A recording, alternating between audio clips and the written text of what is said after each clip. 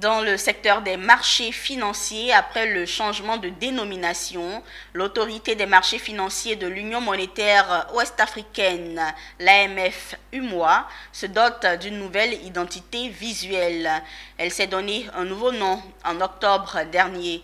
Maintenant, c'est au tour de son ancienne identité visuelle de disparaître pour laisser la place à une toute nouvelle. Issa Badini, Ismaël Douza. Un nouveau nom, AMF IMOA, maintenant un nouveau logo, plus représentatif et d'actualité pour le désormais ex-CREPMF. Il est l'œuvre de cette jeune dame venue de Dakar dont les travaux ont été préférés à 87 autres candidats. C'est un logo sur lequel le processus de création a été assez interactif. Quand on m'a annoncé que j'ai gagné, il y a eu peut-être quelques changements qu'on a eu à faire sur les dernières retouches. Et par contre, il est toujours basé sur le fait qu'on voulait montrer le côté digital parce que c'est un renouveau et que la digitalisation est actuellement à l'ère du nouveau. Et vous verrez les filigranes, les filigranes des lignes interconnectées qui représentent dans une certaine façon la puce électronique et la digitalisation.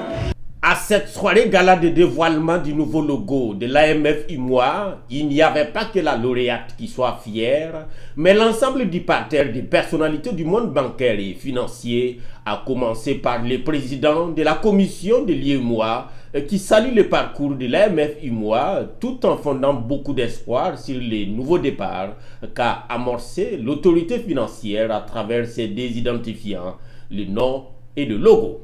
Et je crois qu'aujourd'hui, les étapes franchies par, disons, le CREPMF, d'abord et aujourd'hui AMF, sont des étapes importantes qui nous permettent en tout cas d'envisager un avenir radieux pour le marché financier sous-régional qui a pris de l'ampleur.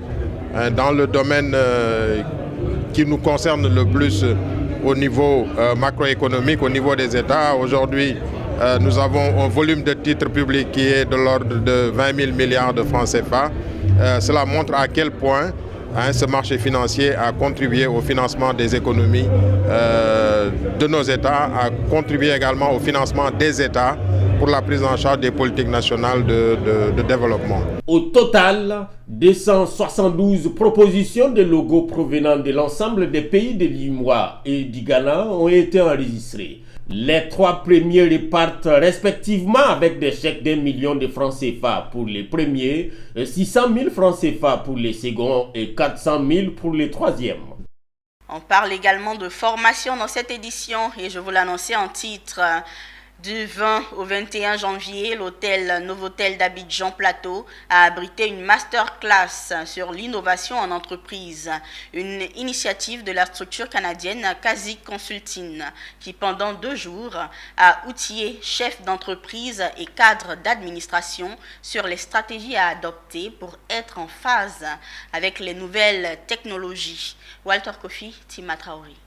Dans une ère où les nouvelles technologies ont la capacité de remplacer l'homme dans plusieurs de ses tâches, la disparition de certains métiers est un sujet sur lequel est revenu Koulibaly Kazir, consultant en développement économique.